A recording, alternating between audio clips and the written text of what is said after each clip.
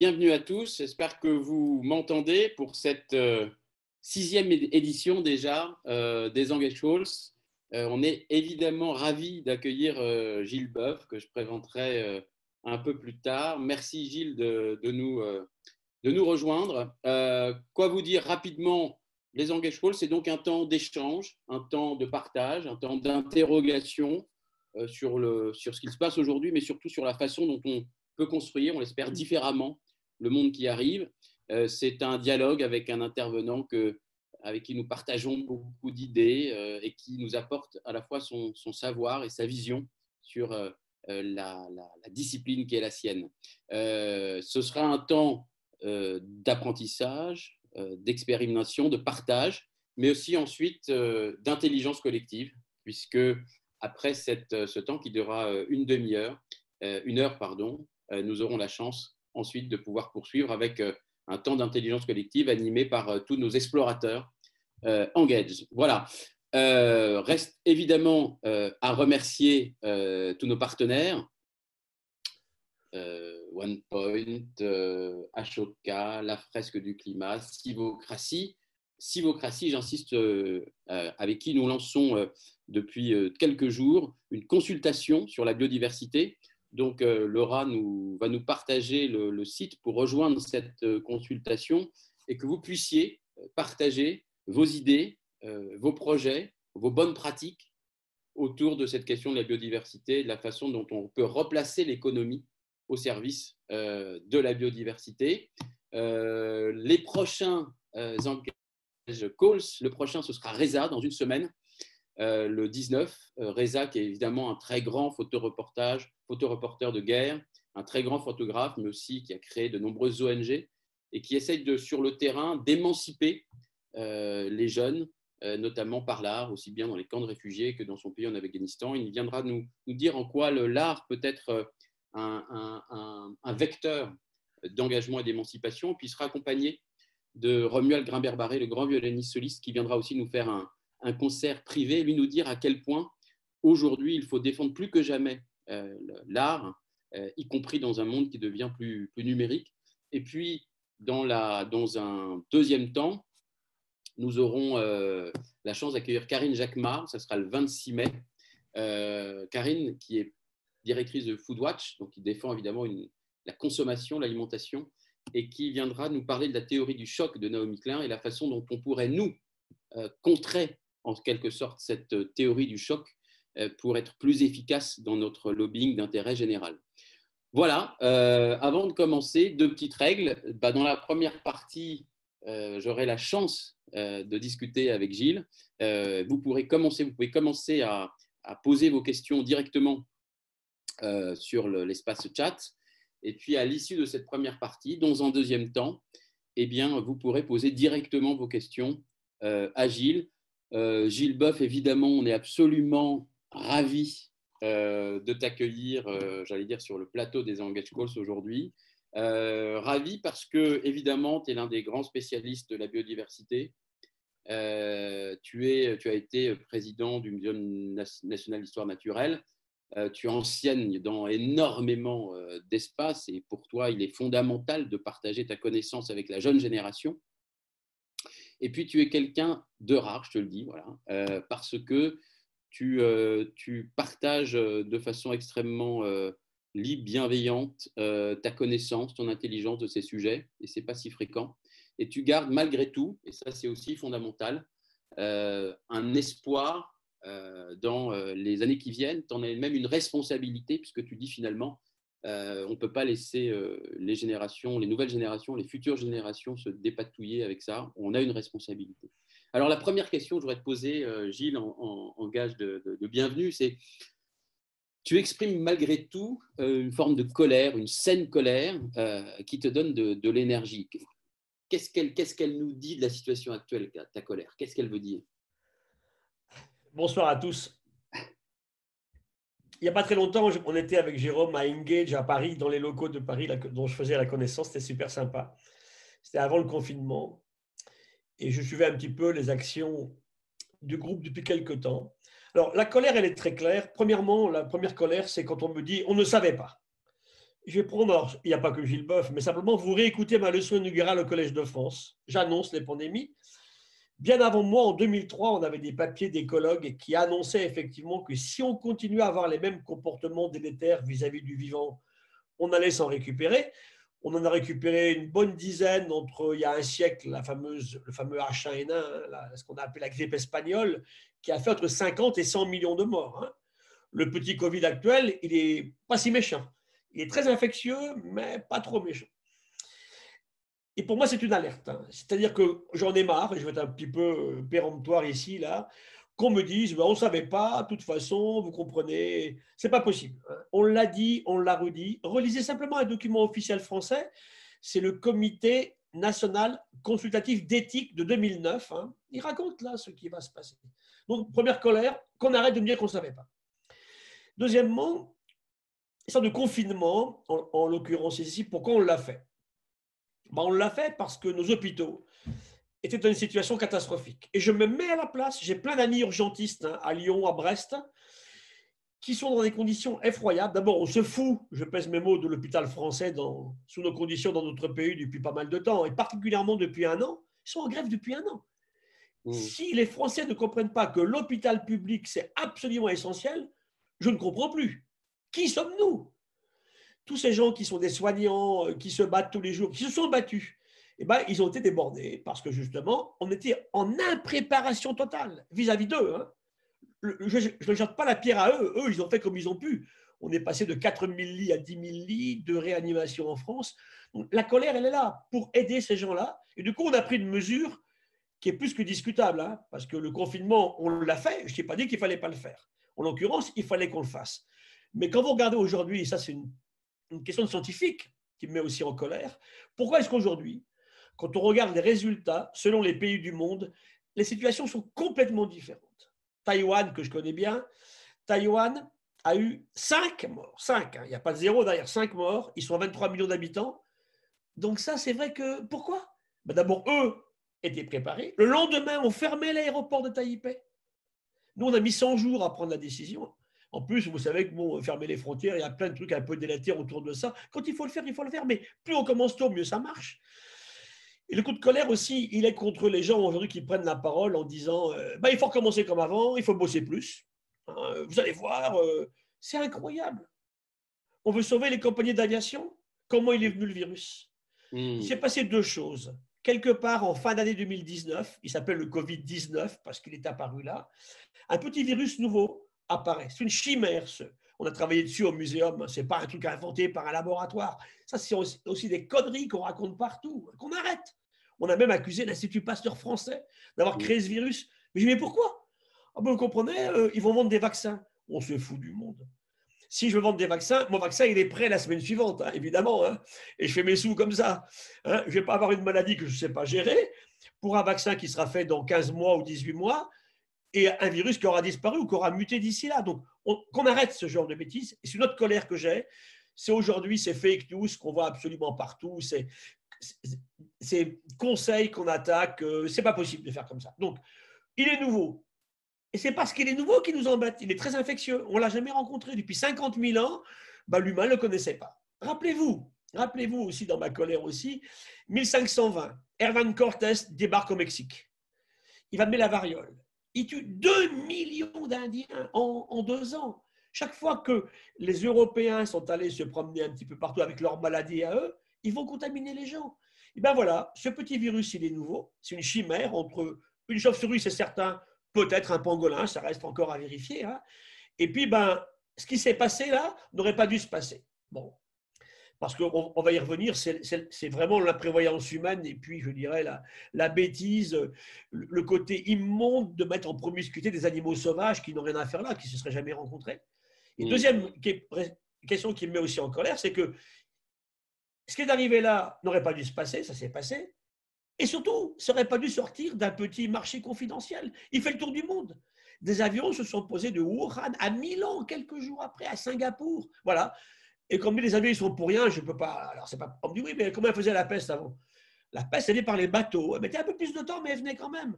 Donc, c'est là. Voilà. Et la colère, elle est là. Impréparation, c'est faux. Oui, si, c'est vrai, mais c'est parce qu'on n'a pas réagi à tout ça. Il y a un joli article dans la revue de conversation écrite par 2 femmes il n'y a pas longtemps, là, par Grémont, qui parle en fait d'une théorie intéressante que je ne connaissais pas en économie, qui est la myopie au désastre. C'est vraiment ça.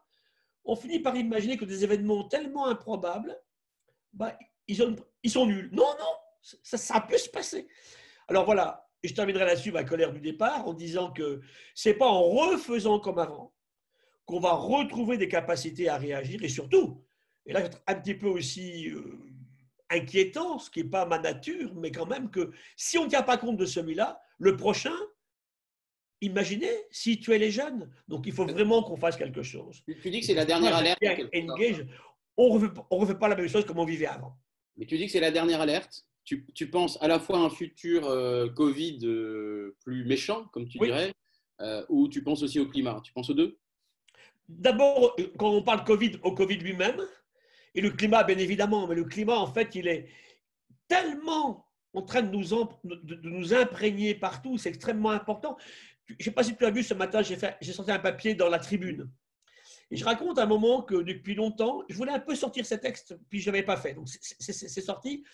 On nous parle de murs. Moi, je repars au rapport de Dennis Meadows. D'ailleurs, c'est sa femme qui a signé en premier, une très grande femme qui est décédée depuis, mais c'est elle qui a fait le boulot du rapport Meadows. Halte à la croissance, vous vous souvenez 1972. Voilà, oui. Il nous parle aussi de ce qui va se passer. C'est vrai que, alors le climat, évidemment, ce qui me gêne dans le climat considérablement, moi en écologue, c'est que sur les 7 plaies du climat actuel, que je raconte souvent, hein, c'est la seule où c'est trop tard. Tout le reste, on peut le régler. Hein. L'agriculture, la surpêche, la déforestation, la gestion de l'eau, l'effondrement du vivant, la pollution, tout ça avec de la volonté, tous les humains se joignant pour faire quelque chose. On peut vraiment, grâce à nous tous, gérer cela. Le climat, ça va être beaucoup plus compliqué. Hein. Notre ami Valérie Masson nous le rappelle tout le temps. C'est trop tard, il fallait agir avant. Alors, je n'ai pas dit qu'il fallait rien faire, surtout pas. Hein. Le carbone est déjà là, en fait. Voilà, il est là. Et puis, il va s'accumuler. Donc, aujourd'hui, il y a un double problème. Un, comment on essaye d'émettre moins pour limiter les dégâts? En même temps, comment on essaie de retirer celui qu'on a mis? Et surtout, comment on adapte l'humanité à changement climatique? Mais bien sûr que le climat va être incroyablement impactant. Il a commencé. Hein. Et dans mon histoire de mur, je raconte souvent que ce n'est pas un mur. Parce qu'on le verrait, le mur. Hein. C'est une espèce de marigot infâme avec des bouts, des sables mouvants. Alors, vous savez, on ne le voit pas venir. Hein. On met un pied dedans. Certains, ils sont déjà, en fait. C'est ça oui, bien sûr. On met un bras, l'autre bras, à mon avis, les 2 bras sont déjà dedans. Un pied, l'autre pied et la tête, quoi. Et c'est là, franchement, que ces histoires qu'on évoquait à l'instant avec nos amis, dans la conversation sur cette myopie au désastre, il faut vraiment, vraiment, vraiment qu'on réagisse. Et je terminerai sur ce que disait le président Macron. Alors, moi, ça m'a bluffé. Le 16 mars, comme tout le monde, je suis devant mon téléviseur et il dit à un moment très solennel, le jour d'après ne sera en aucun cas un retour au jour d'avant, quel qu'en soit le prix. Moi, j'attends. Mais ce n'est pas en écoutant aujourd'hui nos collègues du patronat ou les grandes compagnies aériennes que je suis rassuré. On ne peut pas revenir à 120 000 avions par jour. Ce n'est pas possible. Alors, ils ont avancé ce matin que vraiment les Paris-Bordeaux seraient véritablement plus possibles. Donc, toi, tu prenais déjà le train pour aller à Bordeaux où tu habites. Mais, évidemment, normalement, on va s'y tenir et les autres compagnies aériennes n'auraient pas le droit. Évidemment, ils vont fermer les capacités des autres compagnies aériennes, les créneaux aériens pour ces villes-là. Donc, nous verrons. Mais sur Bordeaux, sur Rennes, sur Nantes, sur Strasbourg, sur Lyon, hein, ça ne sert à rien. Je comprends que Marseille et Nice, on puisse discuter la Corse, on a du mal à faire autrement. Mais c'est très important d'en parler, bien sûr.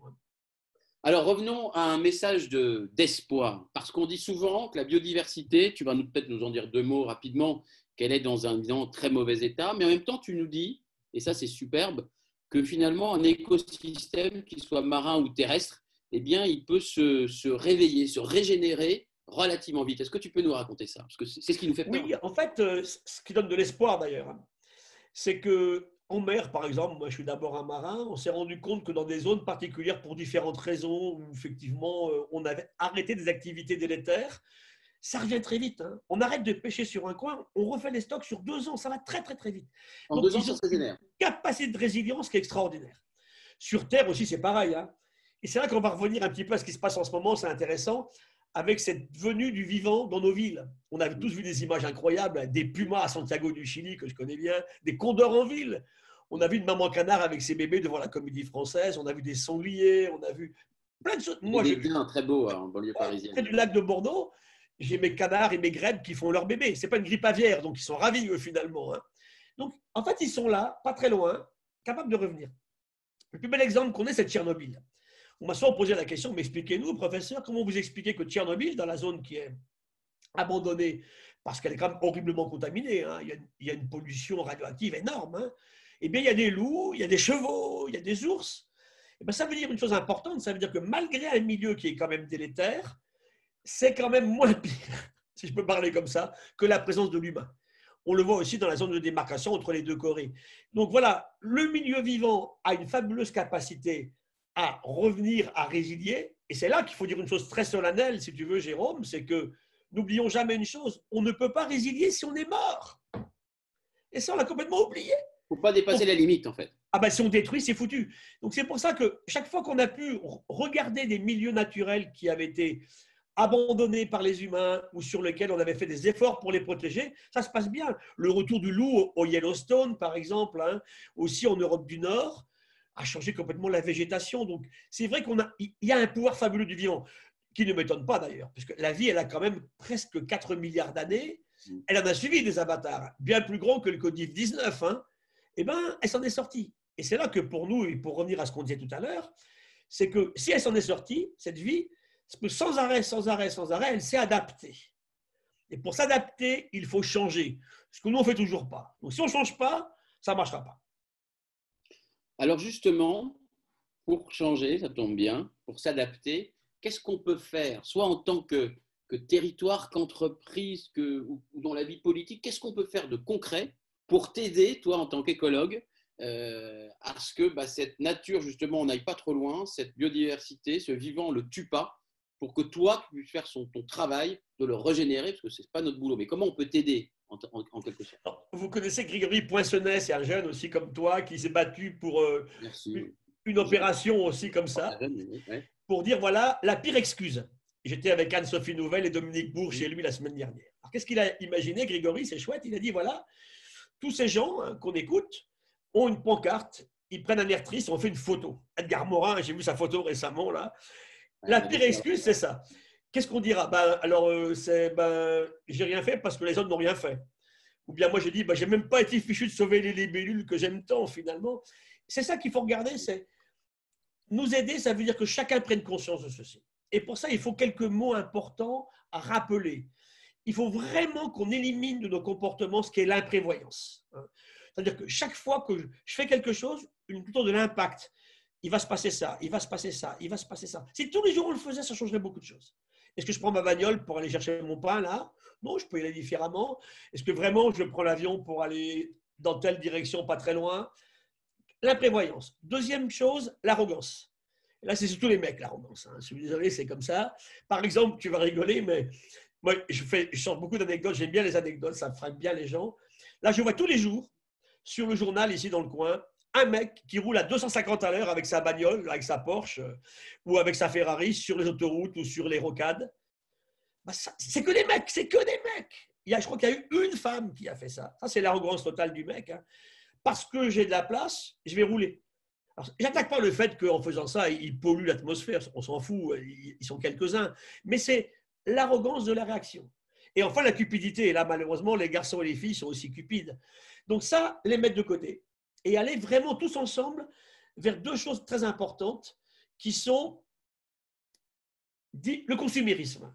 Et on va revenir, qu'est-ce que je mange? Je suis très attaché à l'agriculture et à ce qu'on mange. C'est la première action qu'on va tous avoir. Et deuxièmement, comment je vis en beaucoup plus grande sobriété. Hein, je ne change pas mon iPad tous les 6 mois. Ma voiture, chaque famille n'en a pas 4, mais elle en a une. Ouais, mais comment on fait? Vous ne vous rendez pas compte?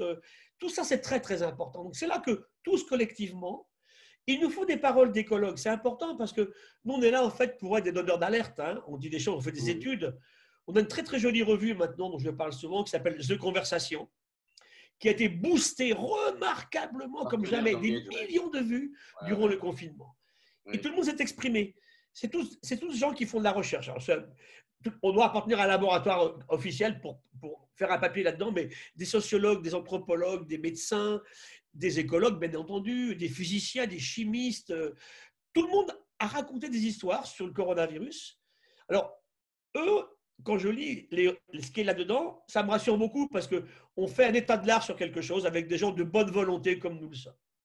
Par contre, quand j'ouvre la grande presse, je suis effrayé. Ça fait partie de mon coup de gueule tout à l'heure. Le nombre de conneries, d'informations tronquées, fausses, inventées, dissimulées, retransférées, comment on fait? Et là, ça va me ramener à un autre coup de gueule récent, décidément, vous voyez. C'était ce combat que je mène avec Marc-André Sellos et puis Valérie Masson-Delmotte contre, en France, aujourd'hui, cette tendance du système d'éducation au lycée de supprimer les sciences de la vie et de la Terre. On ne peut pas accepter ça. Parce qu'il faut deux choses, et ça rejoint ta question initiale. Qu'est-ce qu'il faut qu'on fasse? Qu'on participe à un enseignement, qu'on éduque, depuis l'école maternelle jusqu'à l'école nationale d'administration, en passant par toutes les universités, les grandes écoles d'ingénieurs. Hein. C'est très, très important. Je vais y revenir tout à l'heure. Et puis surtout, bien évidemment, une fois qu'on a partagé cette connaissance, très important qu'on développe un esprit critique. Et ça, on l'a perdu. Et c'est très grave pour nos enfants. Et alors justement, nous citoyens, une façon peut-être mais tu as répondu un peu à cette question, mais une façon peut-être de nous reconnecter avec le vivant, c'est aussi de mieux comprendre scientifiquement ce qui se passe. Est-ce que tu as d'autres exemples ou d'autres stratégies pour faire que notre connaissance de ce sujet augmente? Il y a l'expérimentation, puis aussi il y a la connaissance. Oui, tout à fait. Alors, la première que je donne depuis le début, ça c'est Gilles Boeuf, depuis le début, c'est mon style à moi, c'est de dire aux gens, vous êtes le vivant, vous êtes la biodiversité. Et je commence par une série d'images où je montre effectivement que vous regarderez votre prochaine prise de sang, tous, il y a peut-être des médecins qui nous écoutent là, et puis on va trouver dans notre sang, tous les humains, garçons, filles, grands, moches, petits, beaux, tout ce que vous voulez, avec des poils, sans poils, jaunes à points bleus, tous 140 millimoles de sodium. Tiens, sodium. Et 105 millimoles de chlorure. C'est quoi ça? Chlorure de sodium, c'est le sel de l'océan. Qu'est-ce que fait dans un corps humain? On s'imagine sorti de la cuisse de Jupiter, géniaux, on n'est pas un animal. De quoi meurent ces pauvres gens? Qui nous écoutent, je pense, mais peut-être. De quoi meurent ces pauvres gens, Jérôme? Du Covid-19. Ils meurent de détresse respiratoire. C'est une mort totalement de physiologie animale. On meurt parce qu'on ne peut plus capter l'oxygène, tout simplement. Alors, il faut y penser à cela. On est fait d'eau de mer, un bébé qui naît, c'est 3/4 d'eau. Et l'eau, on la gaspille, c'est pas fait pour laver sa bagnole. Donc c'est tout ça. Donc dire qu'on est le vivant, on est la diversité biologique, on est fait des mêmes matériaux que tout le vivant. En plus, ce que je dis souvent aussi, c'est important, un corps humain, c'est autant de bactéries que de cellules humaines. Vous voulez dire les bactéries, voilà. Hein, nos neurones, nos globules rouges, nos hépatocytes, nos spermatozoïdes, tout ça, on est un mélange très subtil de biodiversité. Notre ADN, on le partage avec les autres. Hein, quand on a fait la grande expédition Tara Océan, nos amis ont ramené des séquences de microalgues marines. On partage 1/3 de notre ADN codant avec les microalgues, 2/3 avec une mouche. C'est là, franchement, qu'on doit s'arrêter et réfléchir. Et se dire que comme on fait partie du système, chaque fois que je vais l'agresser, je m'auto-agresse. Tu vois, c'est ces connaissances-là qu'il faudrait donner depuis tout petit à tous les enfants. Et le redire dans les écoles d'ingénieurs et dans les écoles supérieures d'administration ou bien de commerce aussi, pourquoi pas?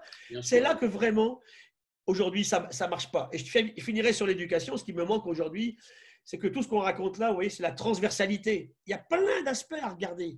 Il nous faut des mathématiques appliquées, évidemment, de la physique, de la chimie, de l'écologie, de la biologie, mais d'anthropologie, de la sociologie. Bien sûr. Il nous faut du droit, de la médecine, mais il nous faut aussi un zeste de philosophie. Et ça, malheureusement, le type d'enseignement qu'on fait en France n'est pas propice pour qu'on fasse ça. C'est beaucoup trop compartimenté en silo. Ça commence à changer. Nous, on essaie de promouvoir ça à notre petite échelle. C'est vrai ce qu'on essaie de faire. Je suis fondamentalement d'accord avec cette nécessité absolue de transversalité et de multidisciplinarité dans l'enseignement et même dans les actions que l'on mène. Alors, ce que tu disais juste avant m'amène à un autre territoire fondamental qui est aussi celui de l'entreprise. Dans l'interview qu'on a menée sur Time to Engage la semaine dernière, tu nous dis, et pourquoi on ne mettrait pas un écologue dans chaque entreprise, dans chaque comité de direction, partagé entre des PME? Qu'est-ce qu'on peut faire quand on est une entreprise ou quand on est salarié pour aider à faire que l'entreprise aussi s'aligne sur cette question de la biodiversité ou s'engage? Moi, je vais un peu te surprendre, mais il faut que ça marche dans les deux sens. Aujourd'hui, mon grand espoir, bien sûr, dans les grands groupes, j'ai des amis qui sont vraiment très proches de l'écologie, hein, évidemment, dans tous les grands groupes avec lesquels on travaille, mais je vois aussi, moi, des PME où le patron vient me voir en me disant, Gilles, viens chez moi, aide-moi à persuader mes ouailles que c'est super important. Récemment, je ne citerai pas, mais une entreprise de BTP dans la région nantaise, ça m'a fait vraiment chaud au cœur. Parce que si le patron est convaincu, c'est beaucoup plus facile. Bien sûr. Donc, des patrons convaincus, il y en a qu'on arrête de leur dire tous c'est des femmes salopards qui veulent détruire la planète. C'est pas vrai, c'est pas vrai. Ils sont aussi parents, grands-parents, ils vivent dans un coin qu'ils aiment beaucoup, ils savent très bien que s'ils le massacrent, ce coin-là, ça sera plus possible. Donc, c'est pas aussi noir qu'on veut bien le faire croire. Il ne faut pas être manichéen. Hein. Il y en a qui sont d'infâmes, je ne vais pas dire de gros mots, mais lobbyistes, qui savent très bien qu'ils ont déjà perdu. Hein. Mais ils continuent parce qu'il faut encore du pognon. Ils résistent, ils ont perdu, donc ils n'ont plus rien à perdre en quelque sorte. Il faut encore un peu de sous, puis nous on les suit en plus. C'est un peu compliqué. Et c'est là que nous on a un rôle à jouer. Donc, la première action, qu'est-ce qu'on mange? Comment on échange? Comment on se groupe? Comment on réfléchit ensemble? Et je crois que la première action de chaque citoyen, pour moi, c'est ce qu'on mange. Hein. Et là, je reviens à l'éducation. Dire à un petit enfant que ce n'est pas du tout normal et qu'on ne le fera plus, d'avoir sur la même table 365 jours sur 365 des tomates, des pommes, des bananes, des ananas. Ben non. La saisonnalité est fondamentale. Tout à l'heure, j'étais avec un grand ami, c'est Thierry Marx. Thierry Marx, meilleur cuisinier du monde pendant 2 années, parce qu'il sort une tribune là, dans Le Monde.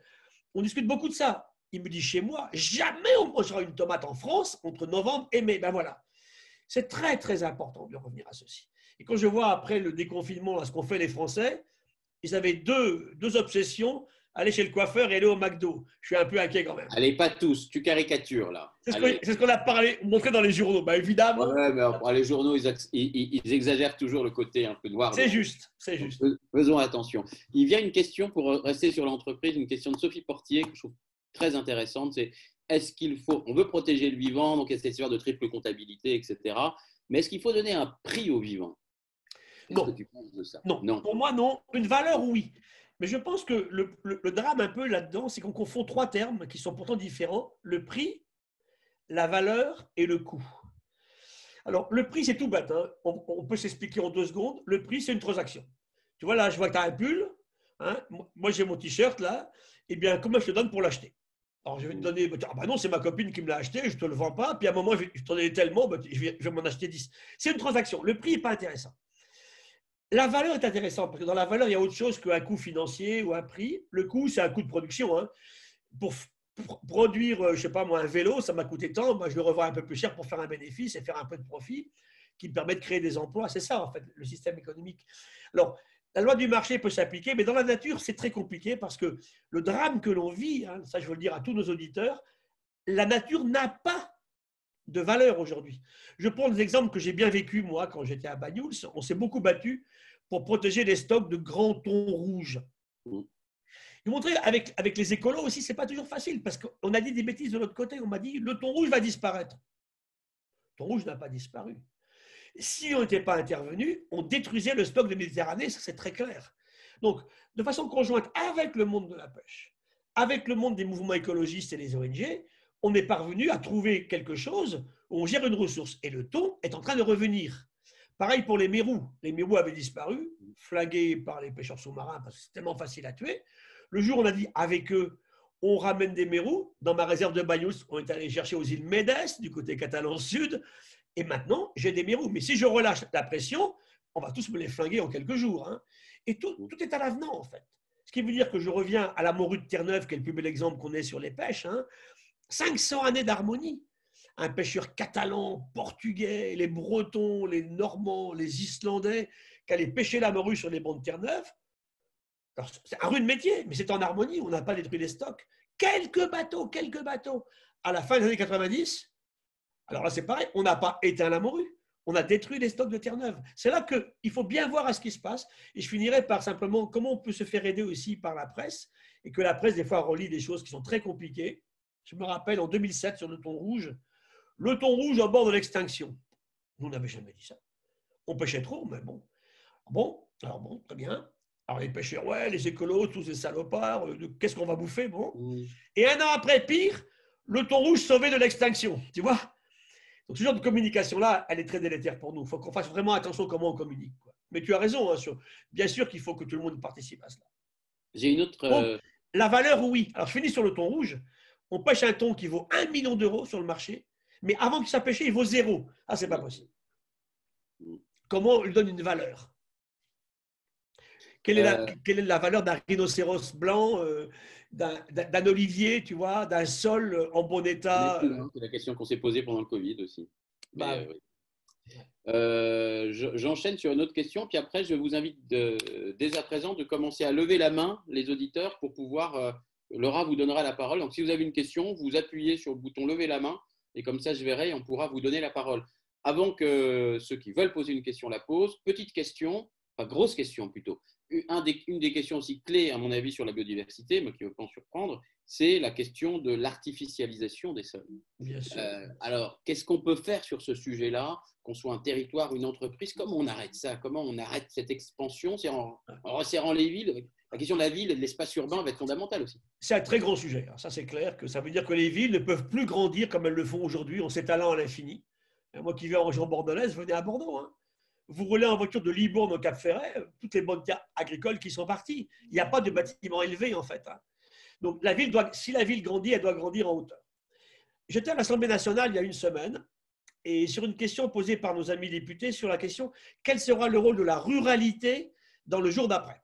C'est extrêmement important. Il faut absolument qu'on ramène de la vie dans les campagnes, avec le monde agricole, bien entendu, dans des conditions de retour du vivant dans les sols. Hein. On nourrira jamais 8 milliards d'humains avec des sols qui sont morts. Hein. Donc, ne pas imaginer que de la vie en ville. Vous savez, là, après le confinement, il y a plein de gens qui vont vendre leur appartement parisien pour s'installer à la campagne. Hein, parce que hein, si ça revient, comment ils feront? Donc, ça veut dire que la ville doit effectivement arrêter de grandir en surface. On peut ramener, et c'est fondamental de la vie en ville, avec mon ami Sébastien Lemaire, qui est le patron des risques à Paris. Il me dit, comment on fera à Paris en 2045, quand il fera 2 semaines au-delà de 50 degrés à Paris, avec la Seine à sec? Donc, sans vivant, ça ne marchera pas. Juste un petit chiffre qu'on a vécu au Jardin des Plantes, en 2003, la grande canicule de 2003, qui fait 15 000 morts dans le nord de la France, 15 000 morts. Hein. Eh bien, figurez-vous qu'entre le centre Jardin des Plantes et puis la rue d'Ulm, hein, je voulais embêter mes copains de l'école normale supérieure, là, et où n'ont pas d'arbres, hein, on a mis des thermomètres, 7 degrés d'écart. Donc, ça veut dire que le retour des arbres du vivant en ville est absolument essentiel pour le bien-être de l'humanité. Alors qu'on minéralise. C'est là que tout ça est très, très important. Donc, l'artificialisation, il faut absolument stopper. Il faut arrêter de détruire de la bonne terre agricole. On perd en France en ce moment l'équivalent d'un département français tous les 7 ans. Hein. Ça, c'est aussi quelque chose d'extrêmement préoccupant. OK. Je vois qu'il y a une main qui s'est levée, c'est celle de Cédric Ringenbach, le fondateur de la fresque du climat. Laura, est-ce que tu peux ouvrir le micro pour Cédric?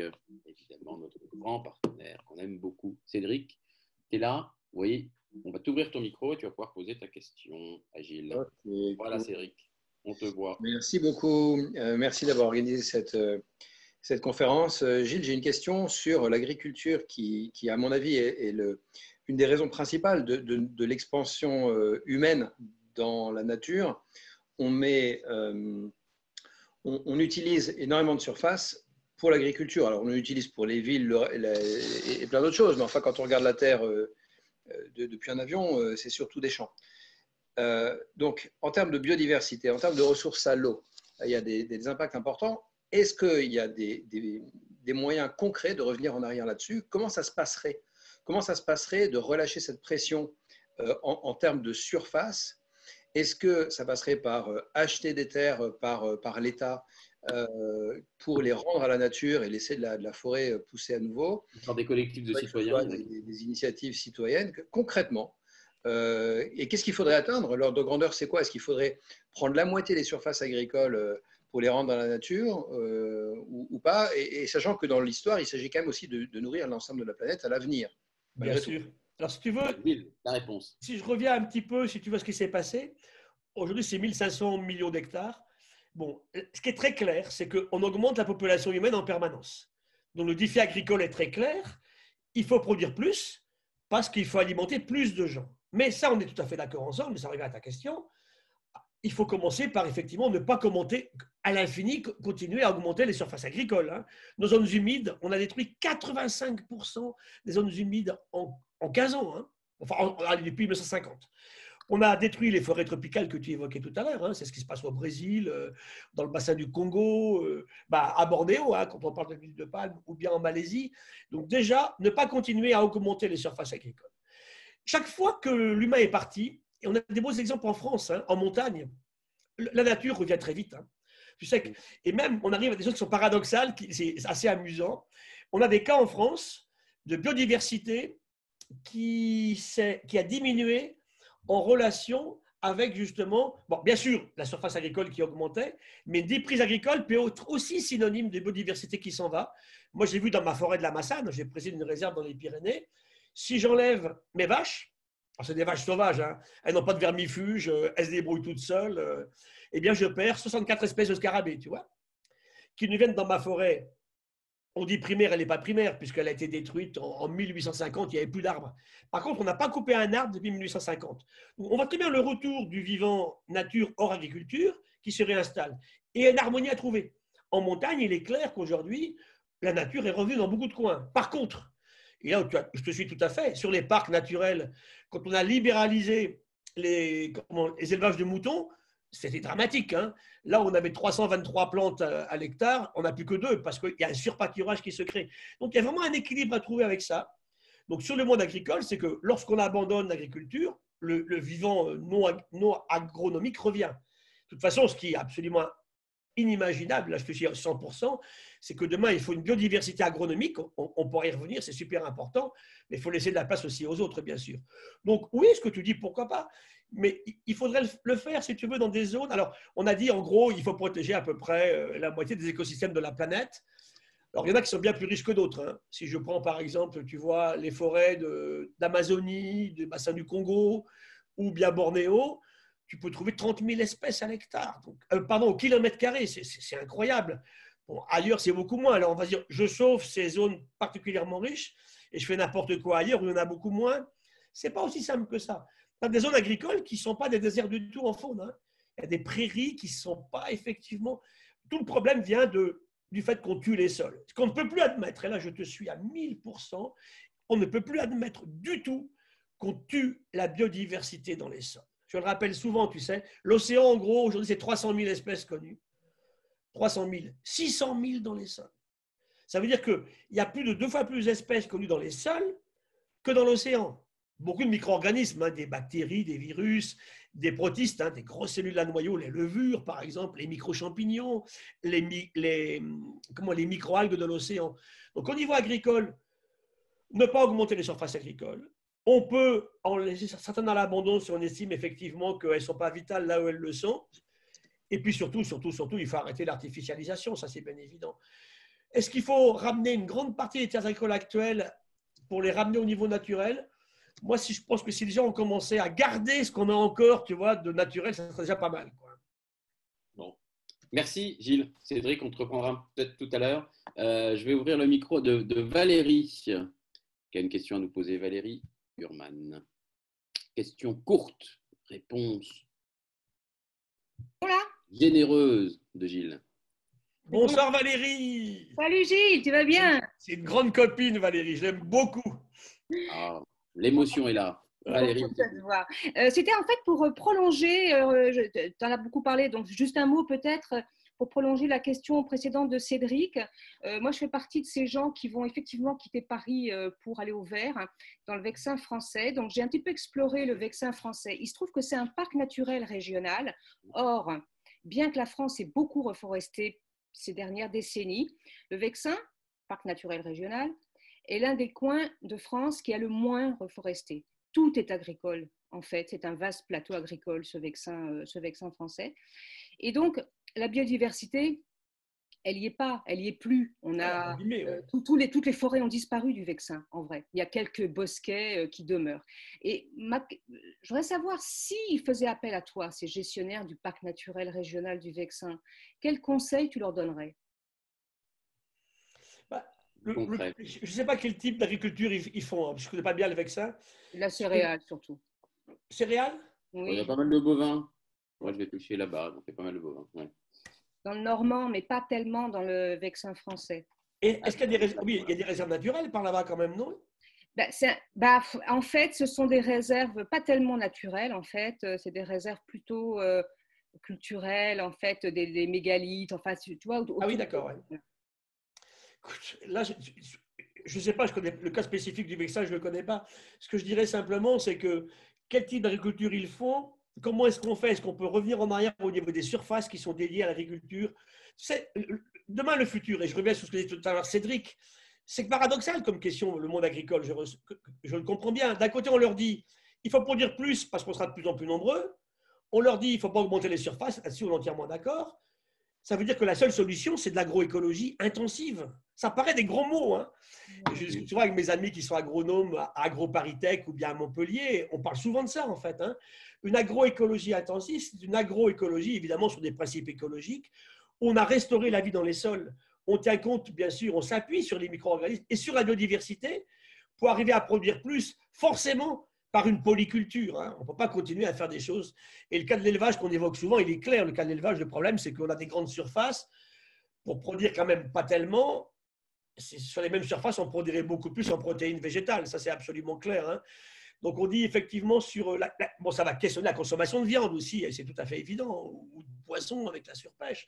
Donc, je ne tombe pas dans l'extrémisme de dire il ne faut plus en manger du tout. Non, non, de toute façon, l'humain a toujours mangé ça. Donc, mais comment on le fait, comment on le pratique? Manger 100 kilos de vaches par an, c'est du délire. D'abord, on est malade en plus. Hein. On est gros, on est malade, on ne se porte pas bien. Donc ça, et puis comment on a élevé ces bestioles? Là, l'agriculture intensive, l'élevage intensif des porcs, des poulets, 23 milliards de poulets, Valérie, en ce moment, a fait beaucoup de mal pour cette biodiversité. Et aussi pour ces pandémies qui nous arrivent sur le nez. C'est des résultants de ça, effectivement, de maltraitance de la nature. Hein. Donc, sans revenir spécifiquement à ce que je ne connais pas suffisamment, j'irai bien les voir, hein. Mais ce qui m'inquiète beaucoup sur ces parcs aujourd'hui, tu vois, c'est que je vois très récemment 2 événements graves qui se sont passés. En France, il y a quelques semaines, hein, on n'a pas parlé. 2 réserves naturelles françaises, Scandola en Corse, et les écrins en France ont perdu leur statut de réserve européenne. Ça, c'est pas normal du tout dans un pays qui prétend partout par ailleurs, tu vois, vouloir garder sa biodiversité et la protéger. Pourquoi ils l'ont perdu? Mauvaise gestion. Ah, mauvaise gestion, d'accord. À Scandola, attends, c'était fait pour le Balbuzard, il y en a plus à côté que dedans. Ça fait 20 ans qu'on leur envoie des alertes. Faites attention. Alors, ça, c'est grave, je trouve, c'est pas normal. Donc, pour revenir à la question de Valérie, comment est-ce qu'on retrouve de l'harmonie entre un développement agricole serein, animaux bien élevés, bien abattus, parce qu'il faut bien les abattre à un moment, c'est un peu le côté triste de manger des animaux, des plantes cultivées correctement, sans pesticides, sans gaspillage de l'eau, c'est jouable. Hein. On sait faire maintenant. On sait faire. Il y a tellement de travaux qui ont été faits. Moi, je connais des petits paysans, Valérie, en Indonésie. Ils n'ont pas d'argent. Donc, ils ne peuvent pas acheter de pesticides. Déjà, ça commence bien. Eh bien, ils font du taro, leur plante de base, tu vois, ou de l'igname. Ils font de la banane et des fleurs. Ben ça, tu vois, ça existe, ça marche. Qu'on aille voir comment ils font. Hein. C'est tout ça qu'il faut qu'on regarde. Mais avec le monde agricole, pas en opposition frontale, sinon ça ne marchera pas. Il faut qu'on modifie la pêche avec le monde de la pêche, qu'on modifie l'agriculture avec le monde de l'agriculture. C'est clair, hein, c'est clair. Il y a plein de gens d'extrêmement grande bonne volonté qui ont envie de faire des choses dans ces domaines-là aussi. Merci Valérie. On va enchaîner sur une autre question qui nous rapproche, pas forcément de l'entreprise, mais enfin d'une autre intervenante qu'on aura bientôt dans le défi de biodiversité, la présidente, la directrice du CEBIOS. Et le biomimétisme dans tout ça, est-ce que tu le regardes avec un intérêt grandissant? C'est quelque chose qui a toujours existé, parce qu'on s'est toujours inspiré de la nature pour innover, pour progresser, pour inventer des choses. Quel est ton regard là-dessus? C'est une question de Cyril Escaravage. Bien sûr, moi j'y crois beaucoup, hein, puisque j'ai été le premier président du CEBIOS. Et puis je fais beaucoup de papiers. On a fait des conférences. Je ne savais pas que tu avais été le premier président du CEBIOS, pardonne-moi. Beaucoup d'interventions là-dessus. Oui, bien sûr. C'est Vinci qui disait, en fait… Prends tes leçons dans la nature, c'est là qu'est notre futur. C'est joli, hein? Donc oui. Alors en France, on était très lent, hein, pour déclencher ça. Par contre, c'est très bien parti aux États-Unis, au Japon, en Allemagne, en Grande-Bretagne aussi. Hein. Donc c'est vrai qu'aujourd'hui, oui, moi j'y crois beaucoup. On ne fera pas tout comme ça. Mais en fait, s'inspirer du vivant, c'est quoi? Et ça revient à ce que vous faites quand vous faites vos réunions. Ça veut dire s'inspirer du vivant pour produire mieux, dans de meilleures conditions, à beaucoup moins cher, sans gaspillage énergétique, sans gaspiller l'eau, sans s'empoisonner avec des produits. Ça marche mieux qu'avant, c'est génial. Prenez une libellule, c'est ma chouchoute, la libellule. Avec mon copain Thierry Marx, on a fait un bouquin, Ode à la libellule. On raconte l'histoire de la libellule. Elle vole à 100 km/h avec 2 watts. Elle voit 300 images à la seconde. Elle voit à 360 degrés. Elle a des capteurs de vol incroyables. Elle encaisse 30 G en accélération. Je vous centrifuge sur le manège le plus cher là, à la foire dont vous voulez. Là, vous payez 10 €, vous vomissiez votre 4 heures, vous êtes à 5G, elle encaisse 30. Comment elle fait? Et c'est là que notre imprévoyance de tout à l'heure est stupéfiante, puisque qu'est-ce qu'on fait? On met des pesticides dans la mare, on fait un parking par-dessus. Ça, c'est ahurissant, ahurissant. Et pour ça, le biomimétisme, pour moi, c'est une fabuleuse approche du vivant pour aller y chercher des idées d'application. Je préfère le terme, moi, de bio-inspiration, parce qu'on ne copie pas la nature, on s'en inspire. Il faut voir aussi que ce n'est pas toujours si vertueux que ça, parce que les premiers à avoir fait ça sont les militaires. Il y a eu beaucoup d'inventions militaires qui ont été faites à partir d'observations d'animaux ou de plantes. Mais ce n'est pas que ça. Donc, c'est vrai qu'aujourd'hui, on a envie, avec Saint-Gobain, pour prendre un exemple sur le verre, avec les cimentiers, on a une petite éponge de Méditerranée qui fait du béton armé. On a une petite algue qui fait du verre incroyable. On a plein d'exemples comme ça, sans pression élevée, à température ambiante. Donc, c'est tout ça qu'il faut qu'on regarde. Moi, j'y crois beaucoup au biomimétisme. Ouais. Il faut le mettre en musique maintenant. Et il y a de plus en plus de gens qui y croient en France. Le CEBIO, ça réunit quand même pratiquement 400 entreprises autour de lui. OK. On va prendre la question de Delphine. Laura, si tu veux bien. Delphine, ça demande toujours un tout petit peu de temps. Voilà. Bonjour. Bonjour Delphine. Bonjour. Moi, ma question, c'est passionnant. Ma question, c'est au fond, quels sont les freins? Puisqu'il y a des solutions, elles marchent. Quand on écoute les gens qui font de la permaculture, c'est quand même, ça a l'air beaucoup plus agréable. C'est rentable, ça marche mieux. Donc, pourquoi on n'y va pas, en fait? Delphine, c'est la question que je me pose. Qu'est-ce qui nous empêche, les humains? On a publié, tu sais, les collègues de Chizé, c'est un jury de laboratoire du CNRS sur l'agriculture. Ils ont travaillé avec des fermiers locaux, des paysans, donc des paysans avec les productions classiques, avec les mêmes pesticides, et à côté, les mêmes types d'agriculture, avec une dose divisée par 2. Ils démontrent au bout d'un certain temps qu'ils perdent moins de 2% en rendement. Ensuite, ils gagnent 240 € à l'hectare de produits non achetés, sans empoisonner les gens qui bouffent leurs produits. Et comme ils font non pas de la permaculture, mais de la polyculture, ils font du petit pois sur leur blé. Ça fait 8 ans qu'on a publié ça. Pourquoi ça ne percole pas plus que ça? C'est vraiment mes questions. Je pense qu'il y a des gens qui ont intérêt quelque part à ce que ça ne marche pas. Et bien sûr, ce sont les vendeurs de produits chimiques. Donc aujourd'hui, on est en guerre, il faut le dire. Pas contre le virus, mais on est en guerre contre des systèmes qui ne peuvent pas perdurer. Et là, le consommateur que l'on est tous doit absolument réagir. Deuxième remarque, tu sais, Delphine, c'est sur les aides européennes. Tout à l'heure, on parlait effectivement de la céréale pas en traditionnel, justement, mais en intensif, tu vois. En productivisme, c'est le terme que je cherchais. Ils reçoivent 8 milliards d'euros par an de subventions. Le bio reçoit 140 millions, 40 fois moins. Donc, c'est tout ça. Alors, ta question est tellement évidente. Pourquoi tous, on ne la pose pas à nos députés, à nos sénateurs, à nos hommes politiques? Pourquoi ça ne percole pas? On ne passera pas tout en permaculture, on ne passera pas tout en bio, mais on peut faire. Il y a tellement de solutions possibles. Et des amis vignerons ici, ils sont en biodynamie, mais ça fait 12 ans qu'ils n'ont pas mis un seul pesticide ou insecticide sur leur culture. Et ils vendent des vins qui sont très chers. Donc, c'est possible, tu as tout à fait raison. Alors, pourquoi on ne le fait pas? Je me pose vraiment la question. Je pense qu'il y a des gens qui n'ont pas intérêt à ce que ça se fasse, et ça me gêne considérablement, bien sûr. C'est d'autant plus dommage, juste pour terminer, que par exemple, il y a des actions qui sont faites en région Bretagne, je dis ça parce que moi je suis bretonne, et qui marchent bien pour aider les agriculteurs à se convertir, et on est en train de retirer cette capacité de la région à mobiliser les subventions européennes, pour le budget pour le faire, en fait. Donc c'est vraiment... C'est effrayant. C'est le discours qui peut changer. Moi aussi, j'ai été élevé en Bretagne, petit garçon. Ça change, mais trop lentement. Il faut vraiment y aller à fond. Il y a quand même des mouvements en Bretagne, comme Eau et Rivière, tu vois, qui ont été quand même très efficaces sur l'usage de ces produits. Bon, Bretagne vivante, mais il y a un monde agricole bretons qui changent, mais il reste encore énormément de gens qui ont détruit la Bretagne. Hein, quand on voit ce qu'on a fait avec le remembrement dans les années 60, hein, petit garçon élevé à la pointe bretonne. Alors maintenant, on refait des haies, maintenant on refait des champs plus petits, on a des tracteurs un peu moins grands, on évite les produits chimiques. Ça vient, mais c'est très lent. Hein. Merci Valérie. Gilles, une question technique. Comment s'appelait l'étude que tu as faite il y a 8 ans? C'est une étude faite par quelqu'un qui s'appelle Vincent Bretagnol, notez-le bien, Vincent Bretagnol, à Chizé, le laboratoire du CNRS de Chizé. Sur l'agroécologie. Et ces gens-là aussi ont fait un très beau travail tout récemment avec la région Nouvelle-Aquitaine. Vous savez que c'est la seule région de France qui a fait un gros plan climat, ça s'appelle Acclimaterra. Eh bien, on vient de faire l'identique pour l'agriculture, hein, c'est écobiose.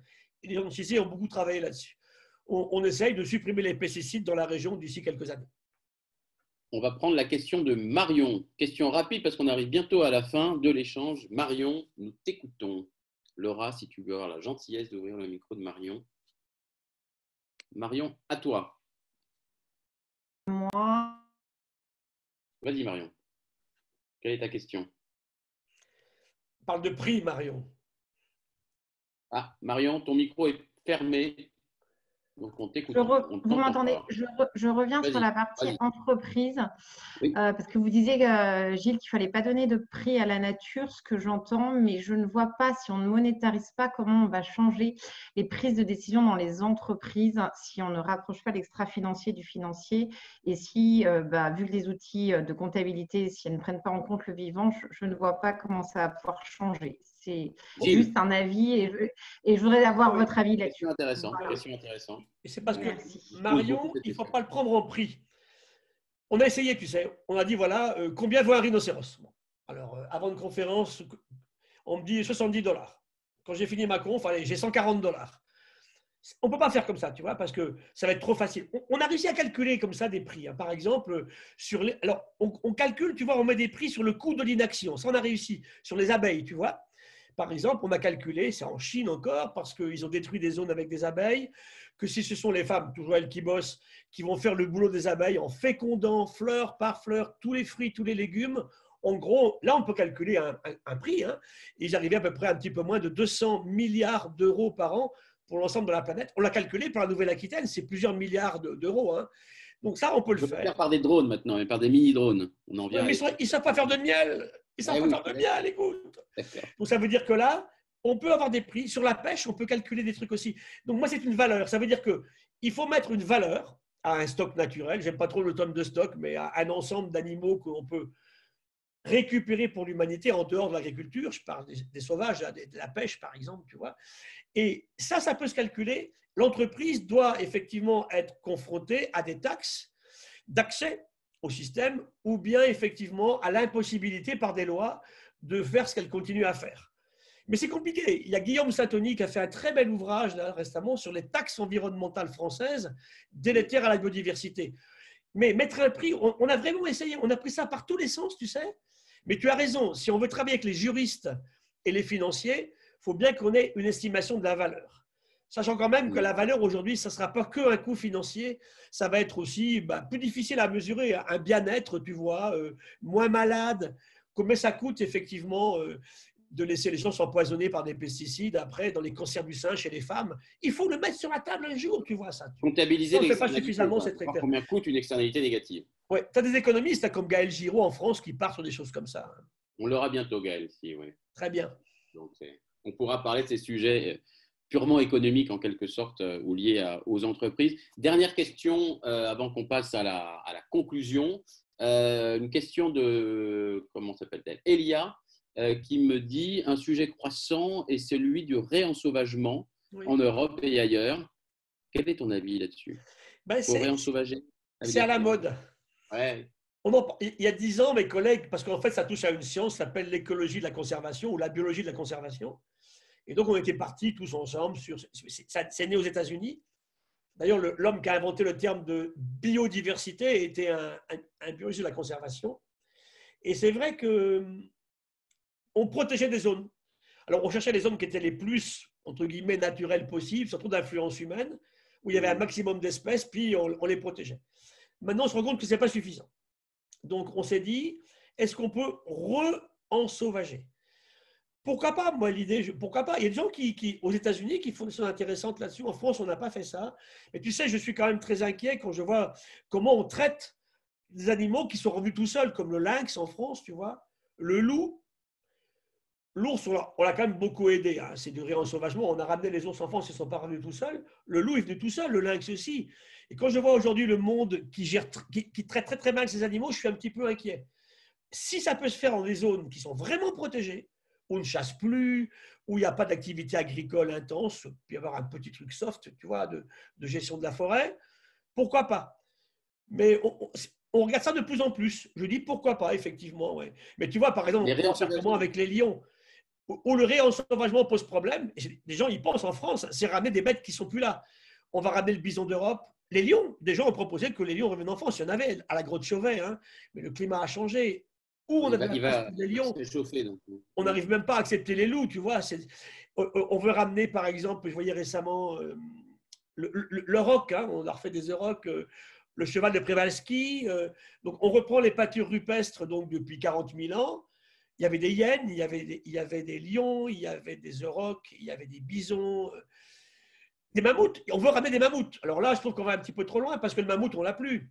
Donc, on me dit, on va cloner le mammouth. Alors là, je commence à me dresser les cheveux sur la tête. Donc, on va faire un machin bricolé qu'on va faire porter par un éléphant. Et puis, on va faire mettre un éléphant avec du poil orange sur le derrière. Quoi. Je suis désolé, ça ne fallait pas laisser partir le mammouth. Hein. Donc, tu vois, réensauvagement, pourquoi pas? Mais avec de la prudence et en faisant pas n'importe quoi, pas passer d'un extrême à l'autre. Il y a des gens qui veulent ramener l'éléphant d'Inde en France. Je ne sais pas si c'est une bonne idée.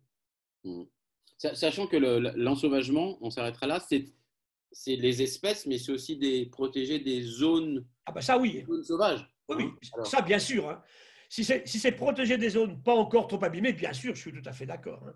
Avec une chose simplement qu'il faut avoir en tête, c'est que le climat change tellement vite en ce moment qu'une réserve qui est faite pour protéger une espèce peut très bien la perdre dans les 10 ou 15 ans qui viennent.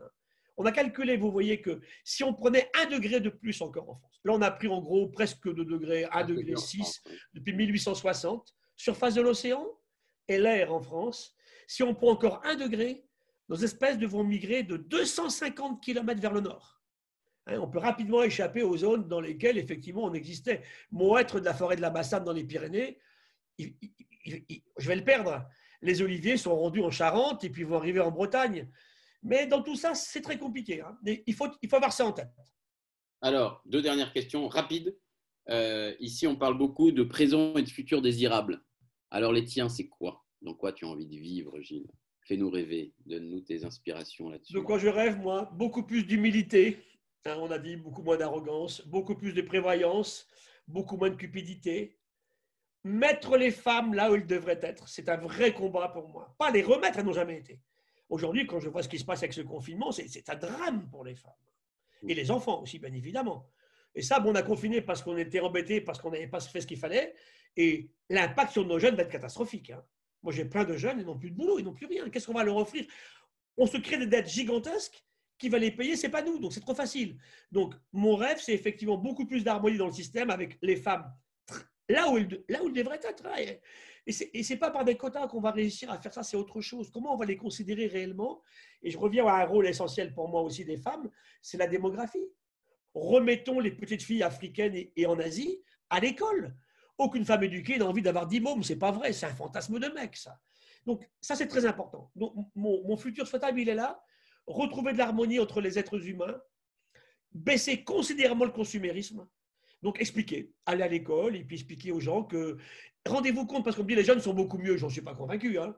Quand je vois les jeunes qui font 2 nuits de queue devant la FNAC pour acheter le dernier modèle d'iPhone, ça me perturbe quand même, hein, comment ils ont été éduqués et qui veulent bouffer tous des papas et des avocats tous les jours. Donc, partout. Hein. Et puis aussi, bien sûr, beaucoup plus de sobriété, ça c'est important. Donc, il faut apprendre aux gens à le faire. Et pour ça, on a un petit indice, tu vois, Jérôme. Qu'est-ce qu'il cible, ce virus? Qui il a tué? Moyenne, 81 ans. Plus d'hommes. 84% en surcharge pondérale. 3/4 en diabète de type 2. 3/4 en hypertension artérielle. C'est quoi ça? C'est la malbouffe. Ça veut dire qu'il faut reprendre tout un système où…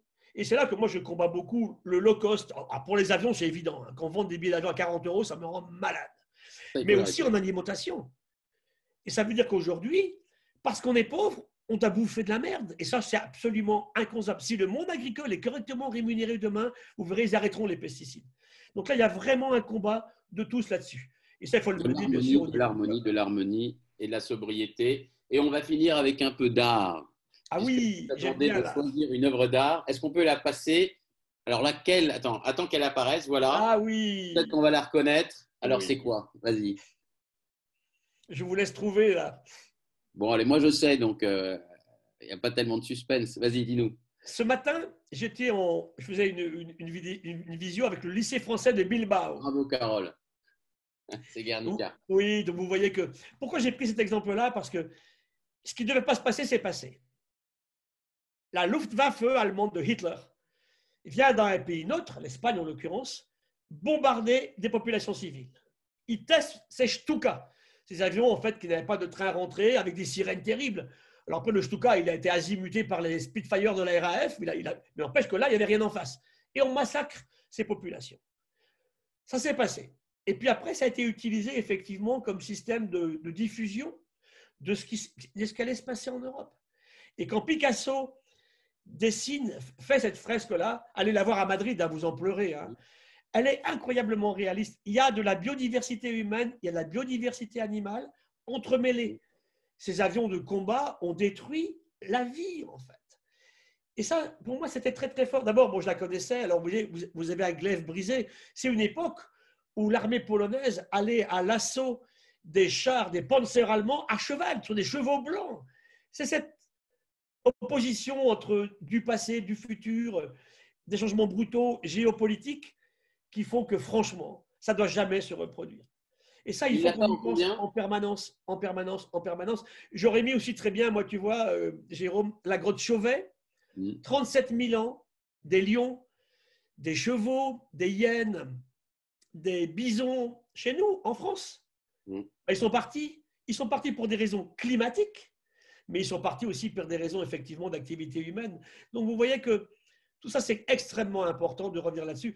Et pourquoi notre action est fondamentale? C'est pour éviter de la souffrance, c'est bien évident. Mais il faut être ferme sur les prix. Hein. On n'est pas violent, mais il faut être très ferme sur les prix. Donc, je reviens, le jour d'après ne peut pas être un retour au jour d'avant. Eh bien, ce sera ta phrase de conclusion. Gilles, merci infiniment. On est tellement heureux de t'avoir reçu, tellement heureux de ta connaissance, de l'énergie que tu mets dans ton combat et qui est, je crois, le nôtre.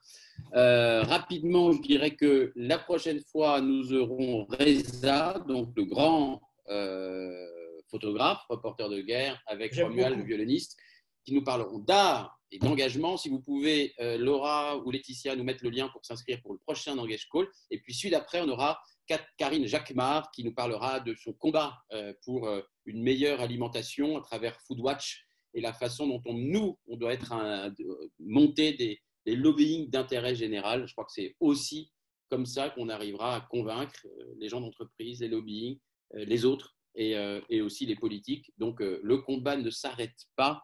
Merci infiniment, Gilles. Et puis, nous, on va continuer, pour ceux qui sont inscrits, sur l'atelier d'intelligence collective. Donc, peut-être que tu peux nous remettre le lien, peut-être que tu l'as fait d'ailleurs déjà, Laura, pour basculer sur le Zoom de l'intelligence d'intérêt, n'importe quoi, l'intelligence collective sur le Zoom, puisqu'on est obligé d'ouvrir une autre session.